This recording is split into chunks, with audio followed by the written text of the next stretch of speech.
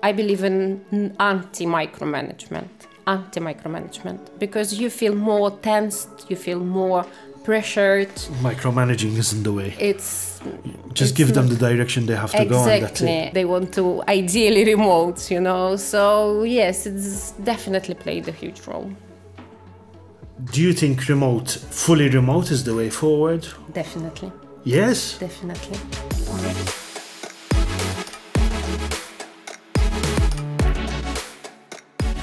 Good morning and welcome to another edition of the SiGMA podcast. Today we're meeting Katerina Bonello, who works in the recruitment sphere with a specialization in finance and legal positions. Katerina, it's her first time doing something like this. I don't know why she has to be nervous. She doesn't need to be nervous because I'm pretty sure that once we start, she's going to do a great job. But as an icebreaker, Katerina, how long have you been doing this job? How long have you been in recruitment? And how did you get into it? Yes, first of all, thank you so much for the invite. I appreciate. So I've been over 10 years in recruitment, specializing in legal and finance. And I specialize in the direct search and selection.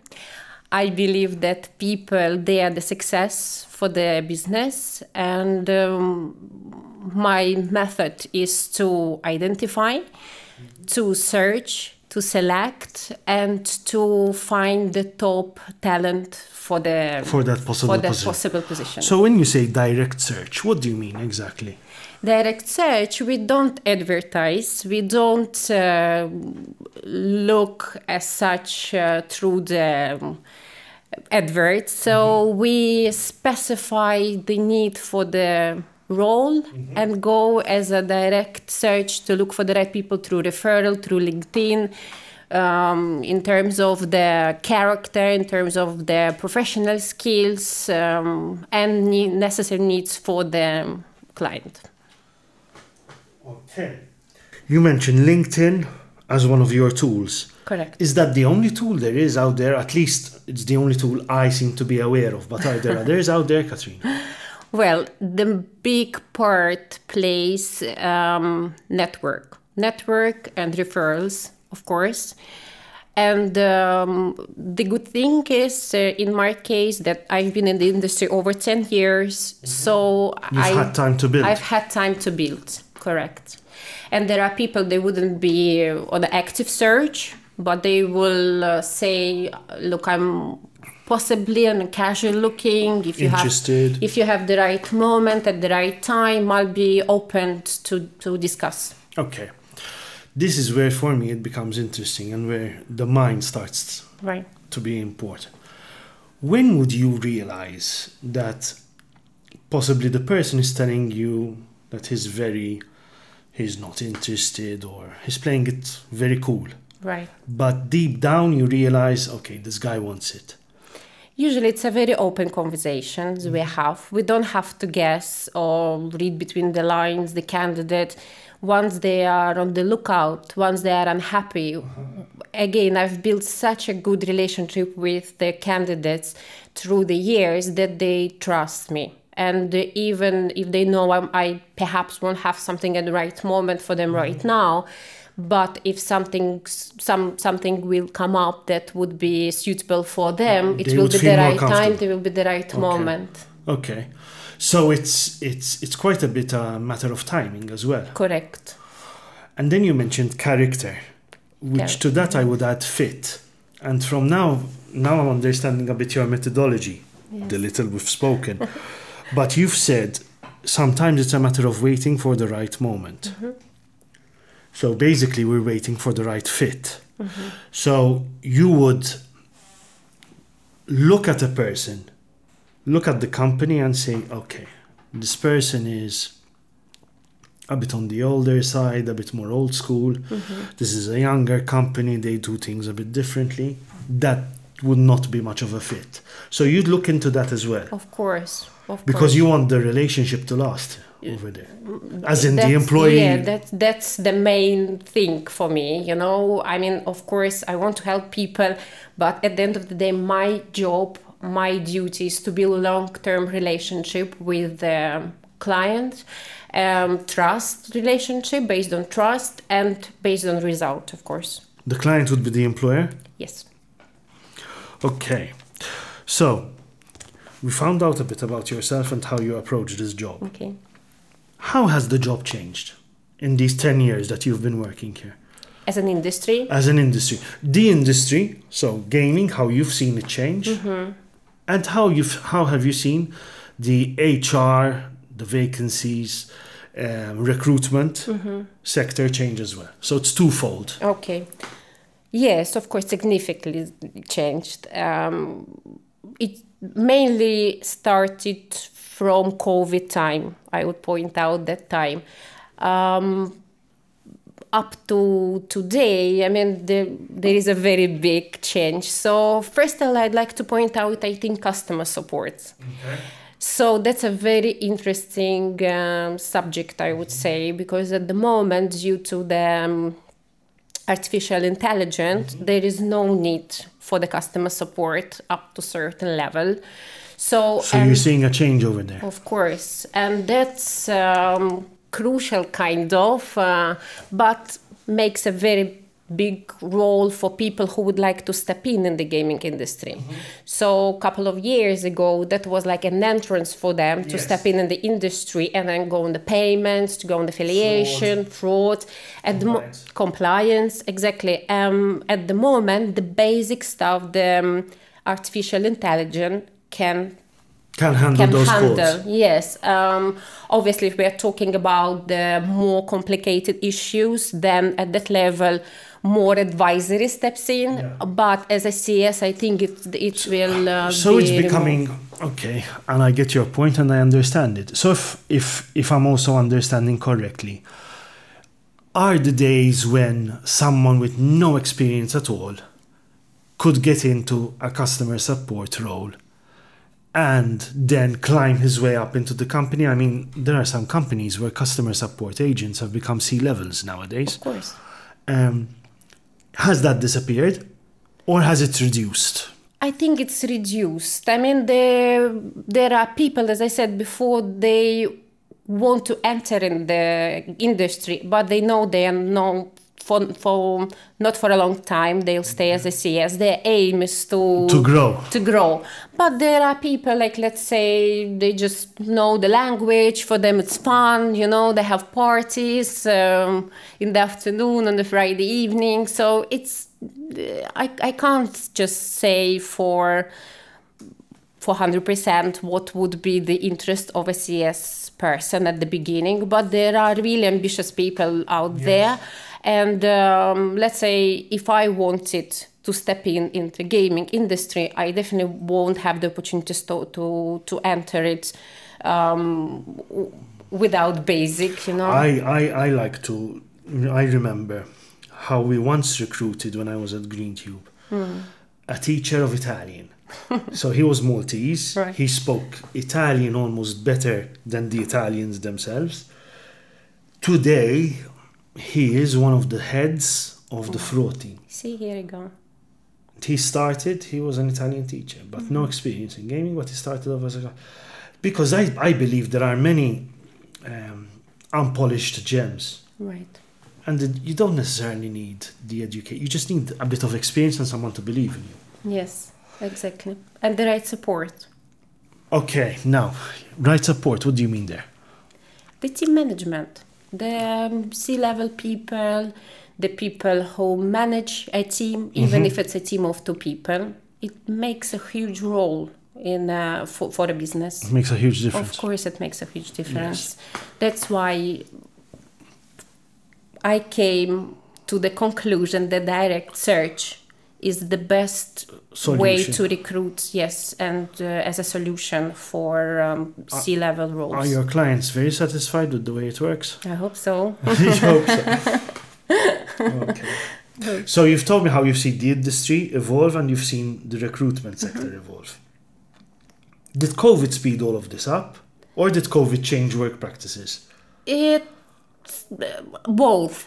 I would say both. Yes, I would say both, because a lot of changes happened that lead to the setup the candidates would like to work. Like they prefer to work remote, flexible hours. They want to ideally remote, you know. So yes, it's definitely played a huge role. Do you think fully remote is the way forward? Definitely. Yes? Definitely. Yes.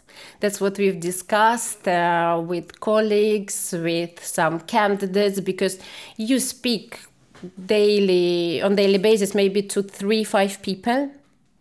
And out of them, maybe 4 will ask for remote, ideally. So it depends. It depends on the role. Would the company... This is where we're going to get stuck, me and you, because I disagree on this. So this is where I want to have a bit of a discussion with you. So, okay, you go fully remote, but don't you lose, and you said you speak to 3 or 4 people, but in the old way, pre-COVID, when everyone was in the office, you could speak to anyone because you'd have your breaks, your coffee breaks, your cigarette breaks, you'd still speak to other people, and that would grow the office culture and the camaraderie. Like this, I see it more like we're isolating ourselves behind the screen and just talking through a set of headsets, and there's no emotion being transmitted. It depends on the role. It depends on the culture. And it depends on the situation. Okay. So let's say... Let's go, roll. So let's say if we are facing a lack of talent in Malta for a role that can be easily placed abroad without extra expense on the relocation package, without the risk, you know. So and you're jumping into my last question like this, Katerina. We are moving towards. No. I want to stick to remote office first. Okay. But so, I understand that scenario. Yes. But if you have a company where most of your employees are based here, based in Malta, why go fully remote? At least maybe hybrid. Yes, and that we have people who prefers hybrid, but we have people that they're already based not in Malta. They'll be based. Those I understand. Yes. Especially when you have what we are now going to go into soon, the skills gap, the so-called skills gap. Yes. But for me, I fear a loss of identity of the company. I fear a loss of company culture. I fear a loss of teamwork.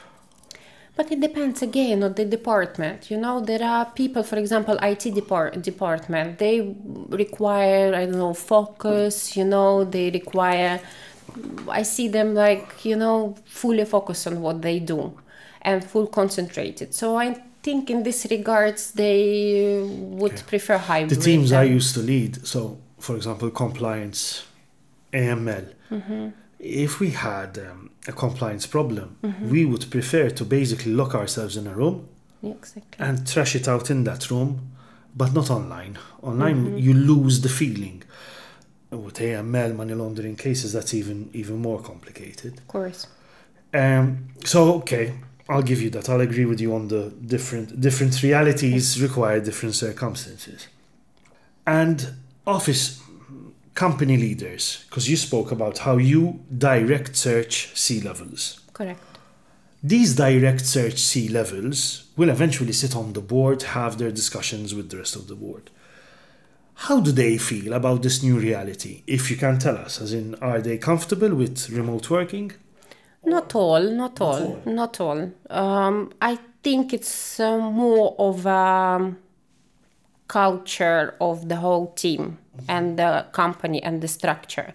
For example, there are C-level people, they don't agree with the company policies and they're trying to explain why to make people happy, because for someone as a character who would prefer to concentrate, to do it, it doesn't mean the quality of work will go down. I don't believe in that.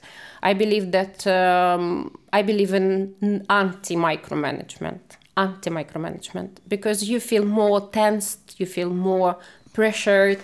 Micromanaging isn't the way. It's give them the direction they have to go, and that's it. Exactly. And I think people nowadays, they want to feel themselves as independent players rather than being told what to do. Skills gap. We've got the last 3-4 minutes. Okay, I'll try Skills to gap. So yes, I have mentioned. Let me get into the question. Okay. So, I presume that lawyers, accountants, customer support agents with certain language skills are not the hardest jobs to fill in Malta. Mm-hmm. But on a tech level, I think we have a bigger problem. Yeah. Now, without wanting to go into any political issues of what's happened recently vis-a-vis the mention of skills gap in a particular note from the European Union, but do you see a skills gap? Yes, of in course. The game? Which sectors? Well, definitely IT. Okay. And also we discussed and we experienced a problem that a lot of operators, they would like to recruit people with a particular gaming experience from another operator. Okay. So poaching. So that's also makes us to be limited, you know. So that's also can be bringing attract talent. Exactly, a very good factor to get talent to attract talent to Malta. But again, there is an issue of relocation. Uh-huh. And I would like to conclude from where we've started that remote would be, I think, remote, okay, will be an option. So you would, a solution. An employee in a particular area where that company needs, mm-hmm. but that employee will be located abroad, would be given the opportunity either to move to Malta or to work from wherever he felt Exactly. Okay. And we're seeing that more and more these days? Yes. Yes, we are. I know you have a colleague who's in the IT sector, so next time I'll be doing a more specific one on IT and skills gap with your colleague.